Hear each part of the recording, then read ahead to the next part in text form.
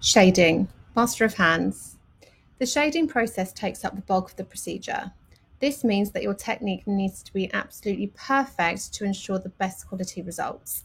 Your hang or length is 1.5 to 2 millimeters. We use a shorter needle hang or length as it takes less time for the ink to reach the tip of the needle, which is ideal when we want to pack in pigment fast. The needle is too long. This will cause trauma. Ink will not reach the skin. The tip of the needle won't retract back into the cartridge far enough to retrieve pigment. The needle is the correct length. No trauma. Ink can reach the skin well. Will provide good ink flow. The needle is too short. Will cause pigment pooling. Can cause too much pigment coverage too soon. Lacks control of ink flow.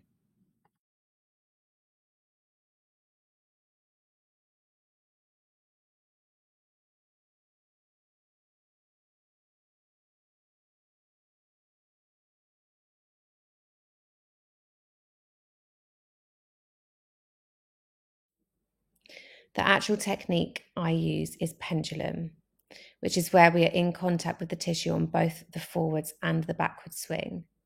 It is important that we troubleshoot the technique in order to achieve the best results possible. Pendulum is where you are in contact with both the forwards and the backward swing.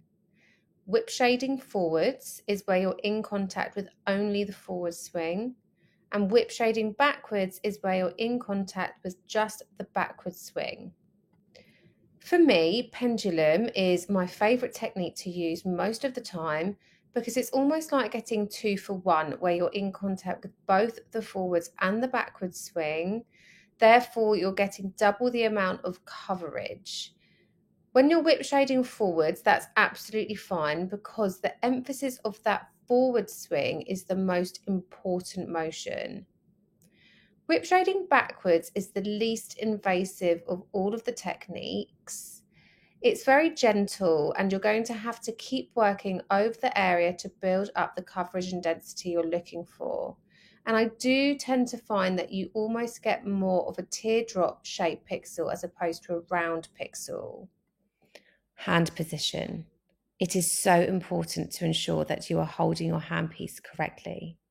You need to ensure that your index finger is resting comfortably on the cartridge and that your middle finger is supporting the cartridge on the opposite side to the index finger. The movement is led by the index finger, not the hand or wrist. Work at a 90-degree angle to the curvature of the area. This will ensure minimal trauma to the skin. It will also prevent you from working too deep. An angle below 90 degrees will implant pigment underneath the skin, whereas the correct 90-degree angle will implant pigment into the skin, which is what we want.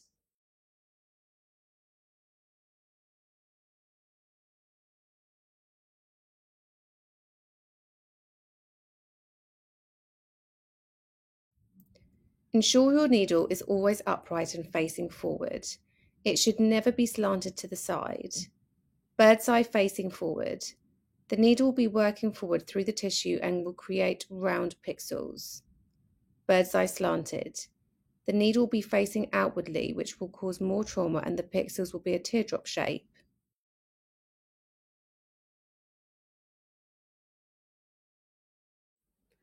You must ensure that you are carrying out a full pendulum swing.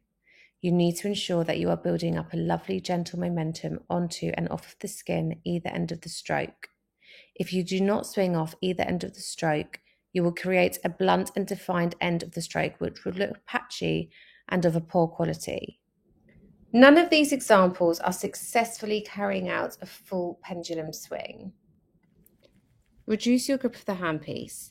This will help you to achieve a full and gentle swing, which will achieve more attractive results with less trauma. Loose grip will achieve a gentle swing with minimal impact and trauma. Will help you to carry out a full pendulum swing. Firm grip causes a firm impact onto the tissue. More traumatic, limits movement.